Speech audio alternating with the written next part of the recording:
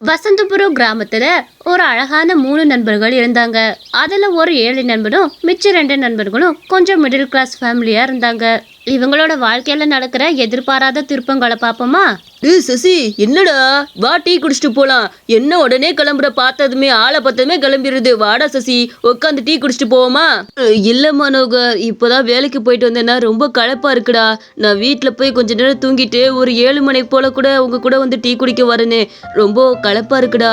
ஏய், ஏதாவது சொல்லிட்டு ஓடதான் பாப்ப. ஒழுங்கா உட்காந்து டீ குடிச்சிட்டு போலாம். வானா வா, அவ்வளவுதான் சொல்ல முடியும் பாத்துக்கோ. களைப்பா இருந்தா டீ குடிச்சா கொஞ்சம் உடம்புக்கு நல்லா இருக்கும்டா. நான் வேணா டீ சொல்லட்டுமா? நான் சொல்லி எங்க கேட்க போறீங்க? சரி, ஆளுக்கு ஒரு டீ சொல்லுங்க. எப்பா, எனக்கு ஒரு டீ, அப்புறம் இவங்க 2 பேத்துக்கு ஒரு டீ. எனக்கு வந்து 2 பஜ்ஜி 2 போண்டா. டே சசி, உனக்கு விஷயம் தெரியுமா? நான் எவ்வளவு கஷ்டப்பட்டுட்டு இருக்கேன் தெரியுமாடா சசி? நாளைக்கு ஒரு கடன்காரன் வந்து வீட்டு முன்னாடி நின்று அசிங்கப்பட போறேன் பாத்துக்க. அவன் சொல்லிட்டான், நாளைக்கு மட்டும் என்னோட வட்டி 500 ரூபா கொடுக்கலன்னா அசிங்கப்பட்டு போயிருவேன்னு. ஆமா ஆமா, நான் கூட அந்த விஷயத்த கேட்டேன் தெரியுமா? பாவண்டா, இவன் ரொம்ப கஷ்டப்பட்டுட்டு இருக்கான். ஒரு 500 ரூபா இருந்தா வட்டி காசுக்கு உனக்கு உதவும் பாத்துக்க. சசி, உன்கிட்ட இருந்தா அந்த பையனுக்கு கொடுத்து உதவி பண்றா. பாவண்டா அவன். நம்மளை விட்டா யார் இருக்கா சொல்லு? மனோகர், நீ முன்னாடியே இந்த விஷயத்த என்கிட்ட கேட்க வேண்டியதானே மனோகர்? உனக்கு உதவி பண்ணாம இருப்பேனா? நான் நிச்சயம் உனக்கு உதவி பண்றேன். 500 ரூபா நான் எப்படி இன்னைக்கு வேலைக்கு போய் 1000 ரூபாய் சம்பாரிச்சிருக்கிறேன். அதுல 500 ரூபாய் உனக்கே கொடுத்துறேன் மனோகர். நீ அந்த கடன்காரை முன்னாடி திட்டு வாங்காத, எனக்கு அது கஷ்டமா இருக்கும். உன்ன மாதிரி ஒரு நண்ப கடைக்கு நான் கொடுத்து வச்சிருக்கணும்டா சசி. நீ மட்டும் இல்லைன்னா நான் என் நிலைமையில என்ன ஆகும்னு சொல்ல முடியாது பாத்துக்க. என் நண்பன் மாதிரி இன்னொரு நண்பன் கிடைக்கவே மாட்டான் பாத்துக்கோ. உனக்கு என்னதான் ஆசை கனவு இருந்தாலுமே அதெல்லாம் விட்டுட்டு எனக்காக நிக்கிற பத்தியா?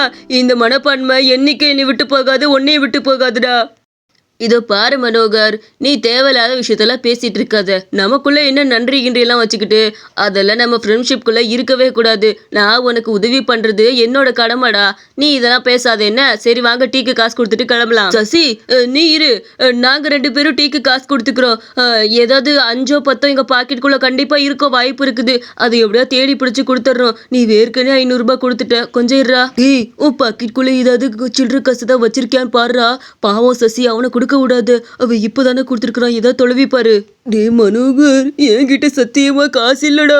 இருந்தா நான் அப்படியே வச்சுக்கிட்டு வஞ்சகம் பண்றவனா? சத்தியமா 2 ரூபாய் கூட இல்லடா. வேணா பாக்கெட்டு தொலைவி பாரு.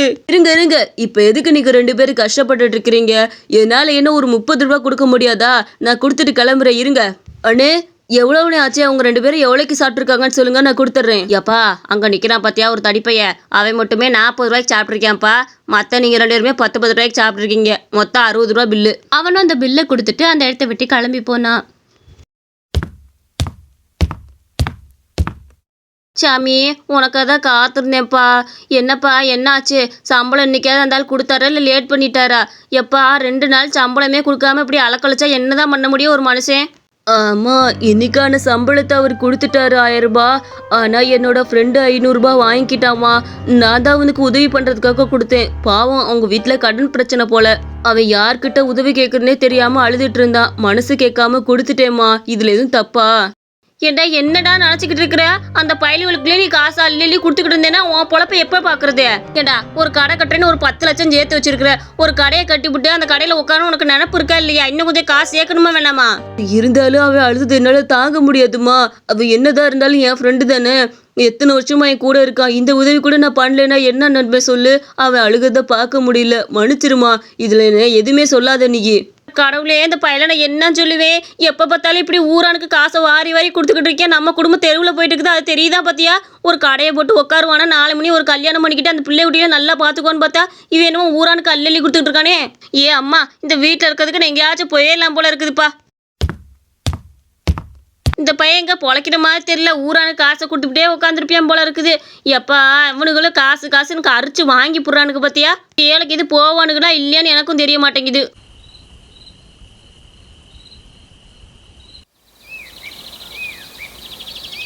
சசி, சசி, வெளியே வா சசி. சசிகுமார், உங்ககிட்ட பேசுன்னு வெளியே வாடா. என்னடா, என்னாச்சு? எதுக்குமே அழுதுட்டு இருக்கிறான்? ஏய் மனோகர், எதுக்கு இப்படி அழுதுட்டு இருக்கிற? எதா இருந்தாலும் என்கிட்ட சொல்லு. அந்த வட்டிக்காரனுக்கு தான் நீ கொடுத்துட்டியே, அப்புறம் எதுக்குடா அழுதுட்டு இருக்க அப்படி? சசி, அந்த வட்டிக்காரனுக்கு எதோ கொடுத்துட்டேன். ஆனா அவன் எனக்கு ரொக்கமா கொடுத்தே ஆகணும்னு சொல்லிட்டான். அதையும் நான் எப்படியோ பேசி தீர்த்துட்டேன். ஆனா அம்மாவுக்கு இப்ப உடம்பு சரியில்லாம போயிருச்சுடா. ஆஸ்பத்திரியில இருக்கிறாங்க. 2 லட்சம் இருந்தாதான் அம்மாவை காப்பாத்த முடியும்னு சொல்றாங்க. 2 லட்சம் ரூபாய்க்கு நான் எங்க சசி போவேன்? உன்கிட்ட ஏதாவது இருந்தா குடுடா, நான் கண்டிப்பா இன்னொரு நாள் திருப்பி கொடுத்துட்றேன். மனோகர், நீ கவலைப்படாத. எங்க கடை கட்டுறதுக்கு நான் 10 லட்ச ரூபா சேர்த்து வச்சிருக்கிறோம். அதுலேருந்து 2 லட்சம் உனக்கு கண்டிப்பா கொடுக்குறேன். அம்மா உயிர் தாண்டா முக்கியம். அந்த பணத்தை வாங்கிட்டு போய் அம்மாவை பாரு. நான் அப்பவே சொன்னேன் இல்லடா, சசி அதெல்லாம் உனக்கு கைவிட மாட்டானே. இதை பாரு மனோகர், எந்த ஒரு பிரச்சனைக்கும் அழுக தீர்வாகாது. நீ பணத்தை வாங்கிட்டு போய் அம்மாவை பாரு. சசி, உனக்கு நான் எப்படி நன்றி சொல்ல போறேனே தெரியல. ஒன்னி மாதிரி ஒரு நண்பன் கடைக்கு கொடுத்து வச்சிருக்கணும்டா. அவனும் அந்த மாதிரி சொல்லிட்டு அந்த பணத்துக்கெல்லாம் வாங்கிட்டு கிளம்புனான். இல்ல என்ன உனக்கிட்டு இருக்கிற? கடைக்கு சேர்த்து வச்ச காசுல 2 லட்சத்தை எதுக்குடா அவனுக்கு எடுத்து கொடுத்து விட்ட? உனக்கு அறிவு இருக்கா இல்லையா? நீ போட்டதே லோன் போட்டிருக்க வேற, அதுலயே 5 லட்சம் தான் லோன் போட்டிருக்கிற. இன்னும் 2 லட்சம் பத்தாம போயிருமே, என்னடா பண்ணுவதுக்கு? அம்மா, நான் அந்த லோன் போட்டிருக்கேன்ல, அதுல இன்னும் ஒரு 2 லட்சம் சேர்த்து கேட்டுக்கிறேன். அது மட்டும் இல்லாம இன்னும் 1 லட்சம் சேர்க்க தான் போறேன். ஏன்னா பாவம் அந்த மனோகர், அவனுக்கு கண்டிப்பா பத்தாது 2 லட்சம். ஹாஸ்பிட்டல்ல அப்படிதான் 2 லட்சம்னு சொல்லுவாங்க. ஆனா எப்படியும் கொஞ்சமாவது எக்ஸ்ட்ரா வந்துடும். அவனுக்கு அந்த லோன்ல இருந்து 1 லட்சம் எடுத்து கொடுத்துடலான்னு இருக்கிறேம்மா. பாவம் அவங்க அம்மா வச்சுட்டு எவ்வளவு கஷ்டப்பட்டுட்டு இருக்கிறான். இதெல்லாம் பார்க்கவே வேதனையா இருக்கு. இல்லே, உங்க அப்பா எவ்வளவு தெளிவா இருப்பான் தெரியுமா? நீ ஏல இப்படி ஏமாலியா இருக்கிற? இப்படியே ஏமாந்துட்டு இருந்தேன்னா உலகம் உனி பூரா ஏமாத்தி காசு பூரா வாங்கிட்டு போயிடுவானுங்களே. இவனுங்கெல்லாம் உண்மையை சொல்றானுங்களா பொய் சொல்றாங்கன்னா யாருக்கு தெரியும் சொல்லு? இப்படி விவரமா உங்ககிட்ட வந்து காசை வாங்கிட்டு போறாங்க. ஏமாலியா இருக்கனால தான் நீ ஏமாந்துக்கிட்டே இருக்க பாத்துக்க. சசி இதை பத்தி எதுவுமே கண்டுக்காம வேலை கிளம்புனா. ஏப்பா சசி, சசியே கொஞ்சம் இங்க வாப்பா. என்னங்கய்யா, லோனுக்கு ஏதோ சொல்றேன்னு சொன்னீங்க. என்ன லோன் கண்டிப்பா எனக்கு கிடைச்சிருமா? கொஞ்சம் சொல்றீங்களா? ஏப்பா, லோனு கொடுக்கணும்னா பொதுவாக தெரிஞ்சவங்கள்ட்ட விசாரிக்கணும் இல்லையா?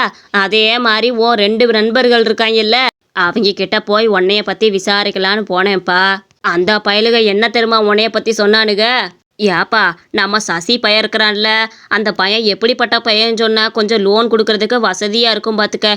நீங்களாம் கூட இருக்கிறீங்க, கிட்ட கேட்டால் கொஞ்சம் விவரம் தெரியும். அவங்ககிட்ட எதுவும் சொல்லிக்காதீங்க என்ன? ஏன்னா லோன் கொடுக்குறப்ப பொதுவாக நாங்கள் இதெல்லாம் கேட்குற விஷயந்தான். ஏங்க அவனுக்கு போய் இதுக்கு லோன் கொடுத்துட்டு இருக்கீங்க? அவனே ஒரு வெறும் பையன், லோன்லாம் சரியாகவே கட்ட மாட்டான். போன மாசமே ஒரு லோன்கார் வந்து வீட்டு முன்னாடி சொல்லி சத்தம் போட்டுட்டு இருந்தாரு, நீங்களாம் லோன் கொடுத்தீங்கன்னா மாட்டிக்குவீங்க, தயவு செஞ்சு அவனுக்கு கொடுக்காதீங்க கொடுக்காதீங்க கொடுக்காதீங்க. என்னப்பா சொல்கிறீங்க? அவனோட நண்பனை வந்துட்டு நீங்களே இப்படி சொல்கிறீங்களே, எனக்கு என்னமோ பயமா இருக்குதே. ஏன்பா, உண்மையதான் நாங்கள் சொல்கிறோம். நாங்கள் பொய்யா சொல்லிக்கிட்டு இருக்கோம். அவன் கூடயே சுற்றிக்கிட்டு இருக்கான். அவனை பற்றி எங்களுக்கு தெரியாதா? அவனுக்குலாம் லோன் கொடுத்தேன்னா சத்தியமாக சொல்கிறேன், நீ மாட்டிக்கிட்டு முழிச்சுக்கிட்டு கிடப்பா பார்த்துக்க. என்ன சொல்றீங்க? அப்படியெல்லாம் என் நண்பர்கள் கண்டிப்பா சொல்லியிருக்க மாட்டாங்க. அவங்கள பத்தி எனக்கு நல்லாவே தெரியுங்க. அவங்க அப்படிதான் சொன்னாங்க. ஆனால் அப்படி இருந்து உனக்கு ஏன் தெரியுமா லோன் கொடுக்க முன் வந்தேன்? என்னோட பொண்ணு இருக்கிற அவ எனக்கு ஊர் தேடி வந்திருந்தா பார்த்துக்க. அவளை வேற ஊரில் கட்டி கொடுத்தேன். ஆனால் உன்னை பற்றி அவளுக்கு நல்லா தெரிஞ்சிருக்கு. நீ ஒரு நல்ல சுத்தமான மனுஷன்னு சொன்ன, அதனால தான் கொடுக்க வந்தேன். அவர் அந்த லோனை பற்றி பேசிட்டு அந்த இடத்த விட்டு கிளம்பினாரு. கண்டிப்பா அவங்க அப்படி இருக்க மாட்டாங்க. இவர் ஏதோ வேணும்னே சொல்லணும்னு சொல்லிட்டு போறாரு. இந்த விஷயத்துல நான் எதையும் நம்பவே மாட்டேன். என்னதான் இருந்தாலும் சசிக்கு அந்த நம்பிக்கை போகவே இல்லை. அன்னைக்கு ரோட்டோரமா நடந்து வந்தப்ப இந்த காட்சியை அவன் பார்த்தான். என்னடா இது, அம்மாவுக்கு உடம்பு சரியில்லை, நீங்க உட்காந்து பிரியாணி சாப்பிட்டுட்டு இருக்கிறாங்க 2 பேரும். என்னது இது? பேசாம ஒளிஞ்சு நின்று இவங்க என்னதான் பேசுறாங்கன்னு கேட்டு பார்ப்போம். டே மனோகர், ஏன்டா 2 லட்சம் கேட்ட? அந்த 10 லட்சமே ஆஸ்பத்திரிக்குன்னு சொல்லி வாங்கி தொலைச்சிருக்க வேண்டியதானே? இப்ப பார் 2 லட்சம் மட்டும் வாங்கியிருக்கிற. மிச்சம் அந்த 8 லட்சத்தை எப்போ வாங்க போற? ஏலே, எல்லாம் எனக்கு தெரியும். உடனே அந்த 8 லட்சத்தையும் நான் வாங்கினேன்னு வச்சுக்க, அவன் கணக்கு போட்டு வாங்குறான்னு நினைச்சுக்குவான். அதனால கொஞ்சம் கொஞ்சமா பொறுமையா பிடுங்கணும்டா. அதுதான் புத்திசாலித்தானே. அதை விட்டுட்டு ஒன்னே மாதிரி முழுசா வாங்கணும்னு நினைச்சேன்னு வச்சுக்கவே, அவ்வளோதான் கழட்டி விட்டு போயிருவான். கொஞ்சம் கொஞ்சமா வாங்குவோம். அட சரியான ஏமாளியா இருக்கான் பத்தியாவே. உங்க அம்மாவுக்கு உடம்பு சரியில்லைன்னதுமே உடனே கொடுத்துட்டியான். உங்க அம்மா உய்யாரமா குத்துக்கல் மாதிரி வீட்டில் உட்காந்துருக்குறாங்க. ஒரு பாவிகளா, உங்களை நம்பி நான் பணம் கொடுத்தேன் பாரு, என்ன சொல்லணும்? பணம் கொடுத்தது கூட இருக்கட்டும், அநியாயமா என் நட்பை அப்படி கொச்சப்படுத்திட்டீங்களேடா. ஐயோ, வா வா வா சசி, சாப்பிட்றியா? பசிக்குதுன்னு வந்தோம். ஏ சசி, நீயாடா? வா வா, பசிக்குன்னு வந்தோம். ஊருக்குள்ள வேற கடை இல்லையா? இவங்க அம்மா வேற ஹாஸ்பிட்டல் இருக்காங்க, வேற கடை இல்லை, இங்கேயே டக்குன்னு உட்காந்து சாப்பிட்டு போயிடலான்னு போனோம். போது நிறுத்துங்க உங்க ட்ராமாவெல்லாம். உங்களெல்லாம் போய் நண்பர்கள்னு சொல்லி நான் ஏத்துக்கிட்டேன் பாரு. சே, நீங்க பணம் புடுங்கினது கூட எனக்கு கவலை இல்லை. ஆனா என் நட்பை இவ்வளவு கேவலமா கொச்சப்படுத்திருக்கீங்களே. நீங்களாம் மனசாட்சின்னு ஒன்று இருந்தா இப்படி செஞ்சிருப்பீங்களா? சே, அது வந்து சசி, தயவு செஞ்சு கோச்சிக்காதடா. கோச்சுக்காதையா, இதுக்கு மேல உங்க 2 பேர்த்திட்டையும் பேசுனா அதெல்லாம் பாவம்டா பாவம். உங்களெல்லாம் எவ்வளோ நம்புனே சொல்லுங்க.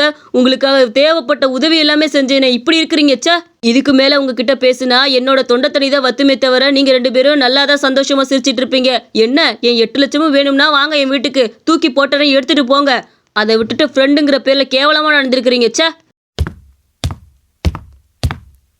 உங்க 2 பேத்துக்கு ஒரு விஷயம் தெரியுமா? இப்ப போனார்ல, இவர் எனக்கு நல்லாவே தெரியும். எங்க அப்பா தான் இவருக்கு லோன் கொடுக்க இருந்தாரு. அந்த 1 லட்சம் சேர்த்து கேட்டாரு. எதுக்குன்னு கேட்டப்ப என் ஃப்ரெண்டு 2 பேருமே ரொம்ப கஷ்டத்துல இருக்கிறாங்க. அவங்க 2 பேத்துக்கு 50,000 கொடுக்கலாம்னு நினைச்சு அந்த பணத்தை கேட்டுக்கிறாரு. ஆனா அவருக்கு நீங்க எவ்வளவு பெரிய துரோகம் பண்ணிருக்கீங்க. இதெல்லாம் காலத்துல கூட மன்னிக்கவே முடியாது. நீங்களாம் ஒரு நல்ல நட்பை கொச்சப்படுத்திட்டீங்க. மனுஷங்களே இல்ல நீங்க. ஐயோ என்ன சொல்றீங்க? அப்படியா? உண்மையில என் ஃப்ரெண்டு எப்படிலாம் பண்ணானா? ஐயோ அவனோட நட்பு தேவையில்லாம இப்படி நம்ம கொச்சப்படுத்திட்டேன் மேடா. அவங்க 2 பேரும் அப்பதான் தன்னோட தப்ப உணர்ந்தாங்க. ஒரு நல்ல நட்பை நம்மளே பிரிச்சுட்டோமேனு. நீங்களும் உங்களுக்கு ஒரு அழகான நட்பு கிடைச்சிச்சுன்னா அந்த நட்பை என்னைக்கும் கைவிட்டுறாதீங்க. இந்த கதை உங்களுக்கு ரொம்ப பிடிச்சிருந்துச்சுன்னா மறக்காம நம்ம அனிமேஷன் ஸ்டோரிஸ் சேனலுக்கு சப்ஸ்கிரைப் பண்ணிக்கோங்க.